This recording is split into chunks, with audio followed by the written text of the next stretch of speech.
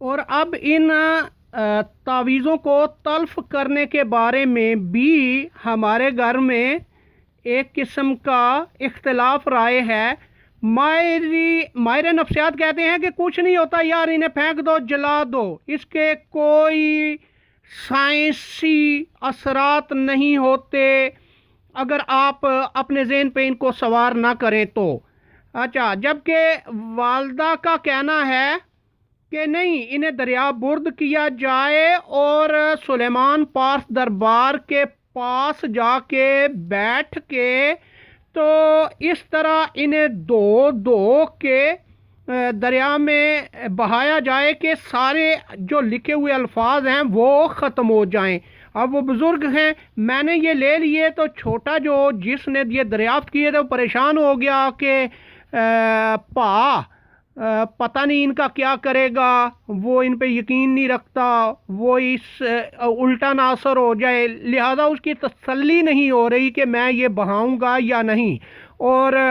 اس لیے یہ میں واپس اسی کو دے رہا ہوں تاکہ وہ اپنے مائنڈ سیٹ اپنی تسلی کے مطابق انہیں جیسے بھی تلف کرے۔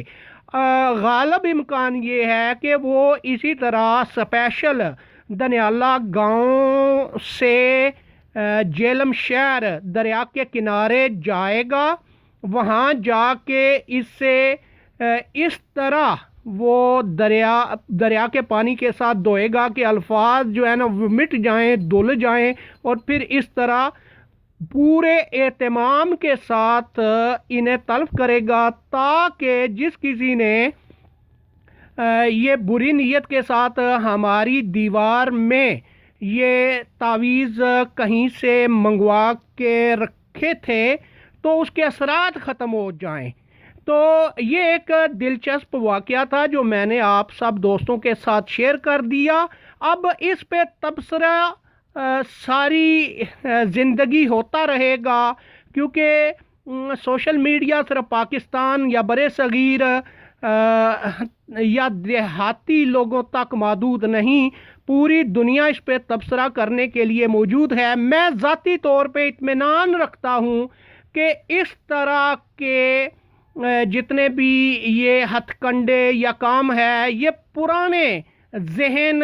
اور کمزور عقیدے کا عکاس ہیں، لہذا اس کی کوئی لاجیکل ریزن یا ایفیکٹ نہیں ہے۔ سائنس کا زمانہ ہے، سائنسی طور پہ اس کا کوئی اثر انسان پہ اس وقت تک نہیں ہو پاتا جب تک وہ خود اس کو حق سمجھتے ہوئے اس کا اثر نہ لے، اور جب وہ خود اس کا اثر لے گا تو پھر اس کی باڈی پہ بھی اثر پڑے گا۔ تو یہ نفسیاتی عمل ہے جس سے یہ عامل لوگ خوب فائدہ اٹھاتے ہیں، اٹھاتے رہے ہیں اور اٹھاتے رہیں گے، اور سادہ لوگ عوام انہیں جا کے شیرنیاں دیں گے اور ان کا کاروبار چلاتے رہیں گے اپنی ذاتی ایک تسلی کے لیے، ادروائز اس سے کچھ بھی کسی کا بگڑنے والا نہیں ہے۔ I do believe. اور پھر مزے کی بات یہ ہے کہ اس طرح کے یہ باتیں قدیم معاشرت میں موجود تھیں، اور دیہی علاقوں میں یہ زیادہ تناسب ہوتا ہے، جبکہ شہروں میں اب یہ زندگی کا چلن بدل گیا ہے، ڈب بدل گیا ہے، اہداف بدل گئے ہیں، تعلیم بدل گئی ہے، تو وہاں اب اس طرح نہیں ہوتا۔ آج بھی دیہاتوں کی لڑکیوں کو زیادہ جن چڑیلیں بھوت وغیرہ وہ چمٹتے ہیں، جبکہ شہروں کی لڑکیوں کو اس طرح نہیں ہوتا۔ انہیں اگر کچھ ہوتا ہے تو ان کے پڑھے لکھے والدین انہیں اپنا سائیکٹرسٹ کے پاس لے کے جاتے ہیں اور ان کا پراپر علاج کرواتے ہیں۔ تو یہ سراسر ایک نفسیاتی عمل ہے، لیکن جس نے بھی ہماری دیوار میں آج سے 10 15 20 25 30 سال پہلے یہ رکھوائے تھے، اس کے اس وقت کیا مقاصد تھے، کون تھا، وہ زندہ بھی ہے یا نہیں؟ اب ہم نے بلی چنگی جیسے بھی زندگی تو اتنے اشروں کی گزار لی ہے، تو ہماری صحت پہ کیا اثر ہوا ہے؟ لیکن انسان اپنی محرومیوں کو اور اپنے برے زندگی کے واقعات کو پھر ان باتوں کے ساتھ جوڑ لیتا ہے. جیسے آج میری والدہ پورا حساب لگا رہی تھی, قیاس کر رہی تھیں, ریکال کر رہی تھیں کہ ہمارے گھر میں جو نا اتفاقیاں ہیں, جو وسیبہ نہیں ہوا, جو نباہ نہیں ہو پائے, جو فلاں وقت برا آیا, فلاں مشکل آئی,